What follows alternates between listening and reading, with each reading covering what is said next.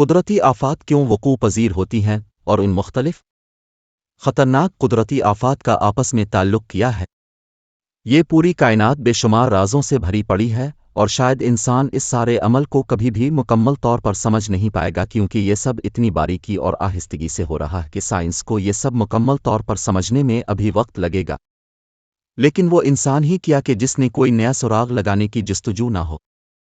لہذا سائنس کی دنیا میں اقوام متحدہ یونیورسٹی کی ایک نئی تحقیق سامنے آئی ہے۔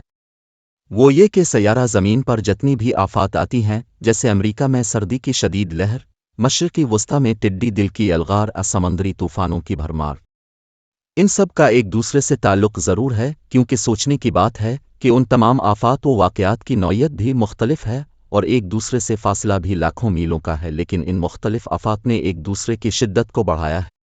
مثلاً اگر کسی ایک آفت جیسے کہ سمندری طوفان نے کہیں نقصان کیا ہے، تو اگلی آفت وبا جیسے کرونا نے اس سمندری طوفان سے بھی زیادہ نقصان کیا ہے۔ لیکن یہ بات بھی ذہن میں رہے کہ انسانی سرگرمیوں نے بھی ان آفات کو مزید تقویت بخشی ہے۔ وہ ایسے کہ ان آفات کی شدت میں 3 طرح کی وجوہات سے اضافہ ہوا ہے۔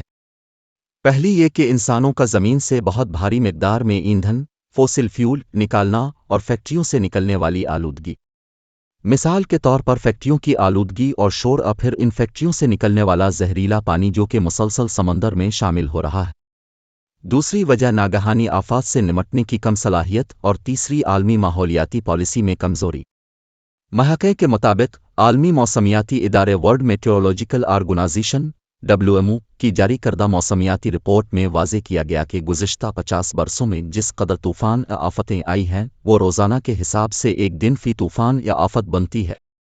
مطلب یہ کہ پچھلے 50 سالوں میں ایک دن بھی ایسا نہیں گزرا جس دن اس سیارہ زمین پر کوئی نہ کوئی آفت نازل نہ ہوئی ہو۔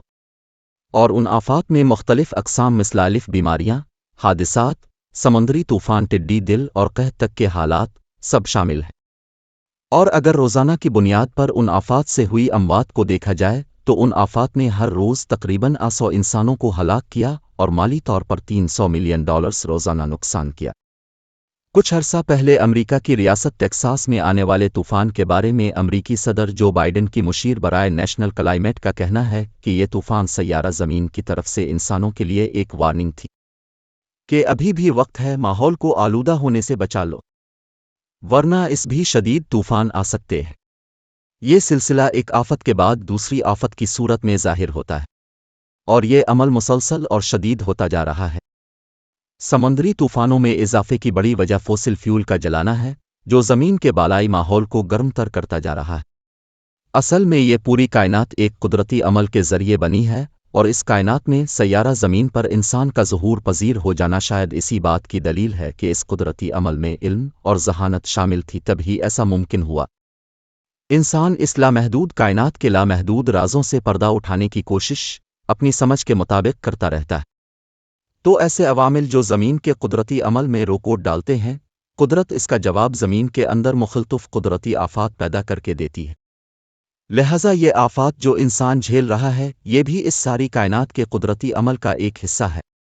اب سیارہ زمین پر واحد انسان ہی ایسی بہترین اور ذہین مخلوق ہے کہ جو ان سب آفات کی روک تھام کے لیے ٹھوس اقدامات کر سکتی ہے، ایسے اقدامات جو عالمی سطح پر بھی عمل میں لائے جا سکیں، یعنی ایسے اقدامات جو ہر ملک میں قابل قبول ہوں اور ان پر عمل بھی یقینی بنایا جائے۔ مثال کے طور پر درخت لگانا، الیکٹرک گاڑیوں کا استعمال، اور فیکٹریوں کی آلودگی اور گندے پانی کا مناسب انتظام جو کہ ماحول دوست بھی ہو۔